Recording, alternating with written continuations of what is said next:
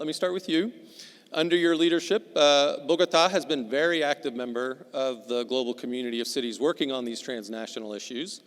For example, you've made a strong commitment to the Sustainable Development Goals. You've adapted that framework to your local context. You even recently released a voluntary local review, so a progress report on the SDGs, and yet Bogota wasn't a party to that agreement. I mean, it was your national government. So tell us about what is the value for Bogota as a city in using and fitting into a global agenda like the SDGs to advance your local priorities, an agenda that was, really agreed to under the traditional multilateral system. Well, thank you so much, Tony. It's such a great pleasure and honor to be with Ambassador Linda here and with all of you. So, the future of humanity is the future of cities, period. Half of humanity live already in cities. 80% of them will live in cities. That has to be still built, that we can influence and decide how to build the cities according to the SDGs, according to the climate change challenges, according to the social justice challenges that our societies, particularly in the Global South, have. So I think we have this commitment. The SDGs is not only, there is no way Colombia can achieve SDGs without Bogota. We are 25% of Colombia's GDP. We are, together with the metropolitan region of Bogota and Cundinamarca, a third of Colombia's GDP. In the cities such as Bogota, in any city in the Global South, half of the emissions came from the transportation systems in cities. And in places such as Colombia or Brazil or Peru or Ecuador, the other half of the contention of the climate change crisis came from deforestation in the Amazon and in the Orinoco region and other regions. So reforesting regions, regreening cities, building multimodal, clean modes of transportation, and managing circular economies, that's how we're going to achieve the climate change goals. Scientific knowledge tell us that for sure. So we need to measure our achievement and our commitment, not only in words, but with clear investments, public and private investment, public-private community partnerships to achieve these goals is the only way we're going to achieve it. That is why we decided to put in Bogota our inclusive social and green development plan. And we put forward, we ask and request to be measured in our investments and goals and achievements in these SDGs. Because we are citizens of the world, not only citizens of Colombia. And we need to commit to save the planet. But to save the planet in a way that we have a clear order, particularly in the Global South, and also made an agreement with the Global North, which is we need to take care of people first. People in poverty, people in exclusion, people who is not treated with dignity, with opportunities of education, employment, entrepreneurship, and the digital, green, caring jobs of the 21st century. We need to take care of people if we want them to take care of democracy. And as Ambassador Linda knows, only democracies care about the planet. Dictators and populists and oligarchs who don't even care about their own people don't care for people in the planet. So without the social basis that can take care of social inclusion and at the same time preserving the democratic values and democratic institutions that allow collective action to achieve social justice, green justice, and climate change, we're not going to be able to achieve these goals. So taking care of people, taking care of democracy is the only way to take care of the planet. That's the commitment of Bogota. That's the commitment of cities, CLGU or metropolis.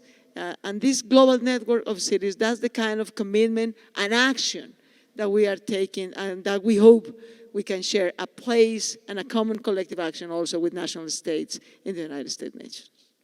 And being here today in this conversation. So Mayor Lopez, let me turn to you again, and you were just talking about the commitments and the importance of a city's commitment, actually on social issues, on issues of, on environmental issues, on issues of climate change. You know, you've been focusing very strongly on issues of gender equity, even as they intersect with climate action.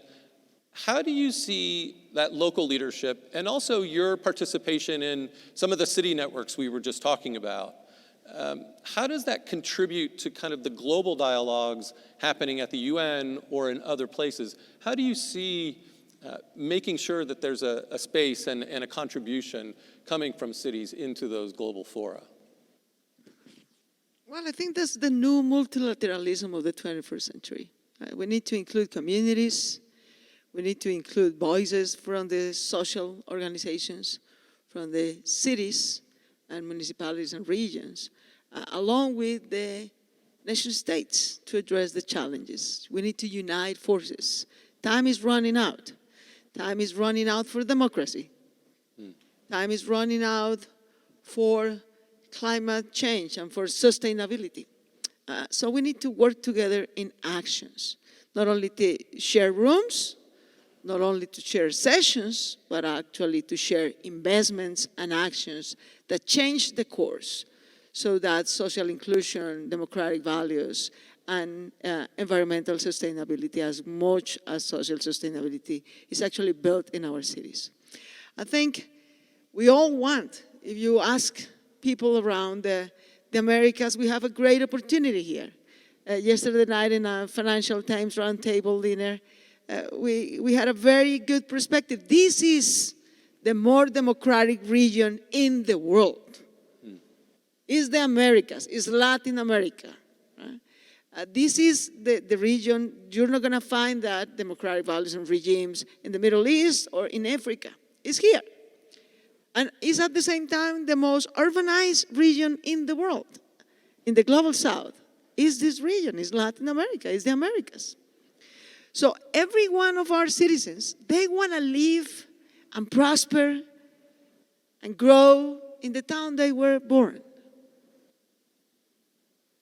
You can be sure of that. Venezuelans love Venezuela. They want to stay there and to prosper there. But we need to build the opportunities in Venezuela and in Colombia and in Central America and in the Caribbean and in Latin America to have a decent, prosperous, inclusive life. And to share the institutions, both in the market and in the economy and in politics and democracy, that will allow that. So there are some specific actions, I think, that we can do to pursue this goal. I think it's time, and I'm sure Ambassador Linda will be crucial in promoting that voice, as much as Secretary of State Blinken, that we're going to meet also here in this. It's a time for the new peaceful social Green Deal for the Americas. And we can build it right out this summit with a plan for specific investments, specific actions to be taken in the next 15 years. So that at the same time that we achieve the SDGs in our cities and in our towns and in our countries, we build peaceful societies in which our kids and youth people is not engaged in violence, but in creation and innovation. Our women are not overburdened with unpaid care work and domestic violence, but as free of that overburden by social services that take care of the kids and families and elder members of our, or persons with disabilities in our families. And that care is provided by the government and by the private sector, rather than by the poverty of women. We can do the community public-private partnerships to create the new entrepreneurs and the new jobs of caring, services, telecommunications, IT, public transportation, which is green, so that we have opportunities for employment, entrepreneurial opportunities in our cities. But it requires local investment, national investment, and multilateral donors and banks investments in these kind of projects right now. And that's I think, achievable, perfectly achievable. If instead of making the Summit of the Cities and the United Nations Assembly of the National States, we come together at least, twice a year, not only to listen to each other, but actually to agree on plans and investments and funds that can support this kind of investments in our cities and in our world. So these kind of actions, we're close together. Never, ever a mayor or a governor speak before the United Nations Assembly. We did it 2 years ago. Never, ever we have a summit of mayors in the Americas. We have it now. Yeah. So we are making progress, as Emilia was saying before, but it's the time we have this tiny window opportunity to concrete these new scenarios, this new communication and working together in a new multilateralism, in a new peaceful, green, and social deal for the Americas. Mayor Lopez, let me just ask for your final thoughts and recommendations on what's next for cities, and what would you say to your counterparts here? Keep fighting. We achieved, we are here. We never ever dreamed to be here just 2 years ago, but here we are, speaking together in the Summit of Cities of the Americas. 2 years ago, we were addressing the General Assembly of the United Nations, mayors from different cities around the world. So we need to take the opportunity of this sort of traumatic time. We never ever thought we were going to have invasions and war, and we have it.